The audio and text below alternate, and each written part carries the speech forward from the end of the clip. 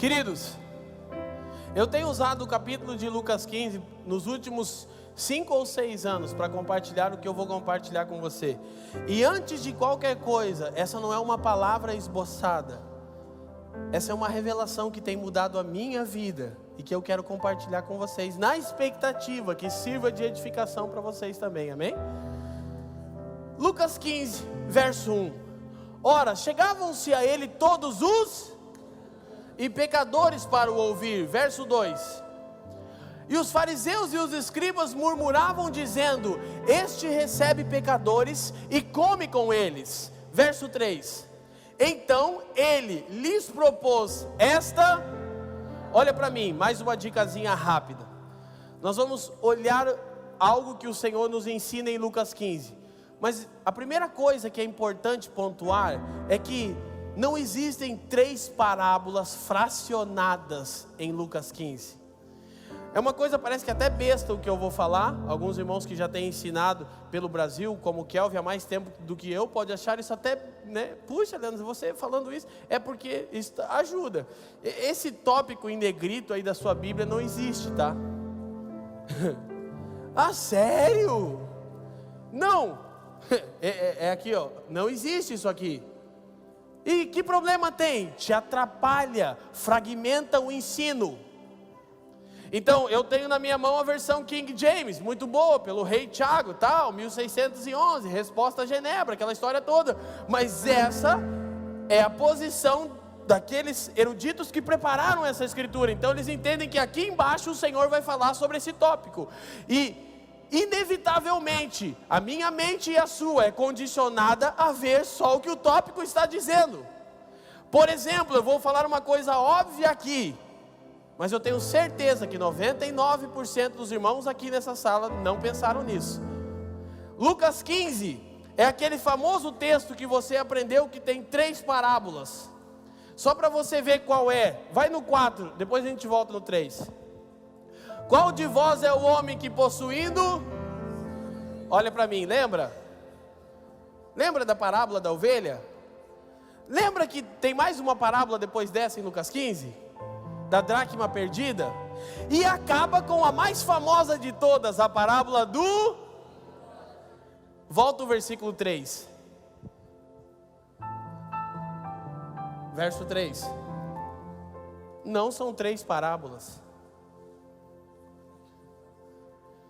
É uma parábola, falando sobre uma realidade de 3 perspectivas diferentes.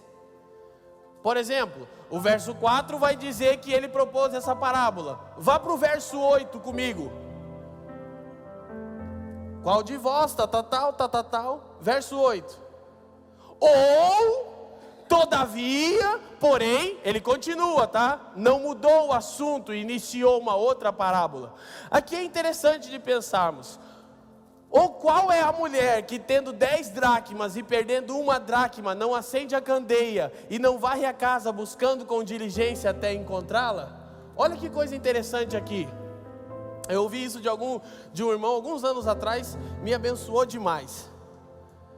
Se você olhar para esse texto e saber que é uma parábola, não foi uma história literal, você pode extrair dessa parábola, desse midrash no conceito hebraico, verdades. Você tem uma mulher que perdeu dracmas, acendendo candeia, varrendo casa com diligência. Sobre o que fala essa história? Ah, Leandro, fala sobre ganhar almas. Eu aprendi na escolinha bíblica. Que bom. Sim, também.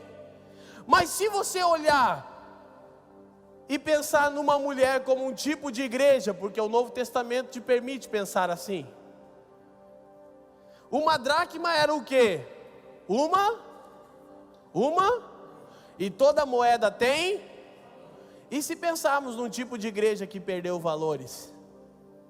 Para aplicarmos ao nosso dia. E se seguirmos o pensamento sobre a simbologia bíblica e pensarmos em alguém que acende uma candeia, respeitando o pensamento neotestamentário, e nos convencemos de que iluminação no Novo Testamento fala da obra do Espírito Santo, sim ou não? E se a igreja que perdeu valores precisa agora se voltar para o Espírito, que é aquele a quem revela o Senhor? E se a última parte dessa parábola nos chamar ao ponto mais difícil, varrer a casa com diligência. Escuta, as mulheres que estão aqui, temos uma mulher que perdeu uma dracma, acende a candeia. Talvez a igreja dos nossos dias, que perdeu valores, que precisa se voltar para o Espírito e se submeter a um processo. Qual? Faxina.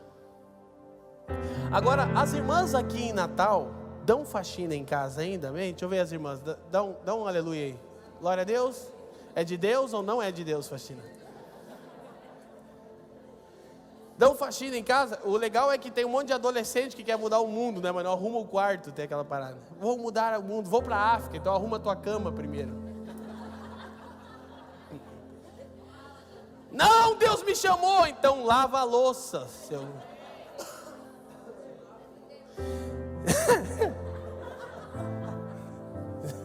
Tá cheio de jovem lá em Curitiba querendo ir para a África. Todo mundo quer ir para a África, tem um romantismo, né, na África.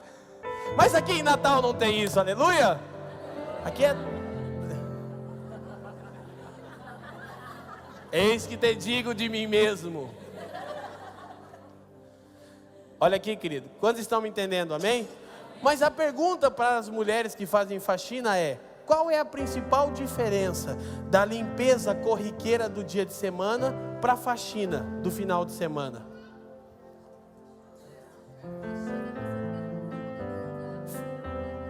Porque na faxina é necessário tirar tudo. É aqui que está sendo difícil para nós. Porque nós somos a semelhança de uma mulher que perdeu uma dracma.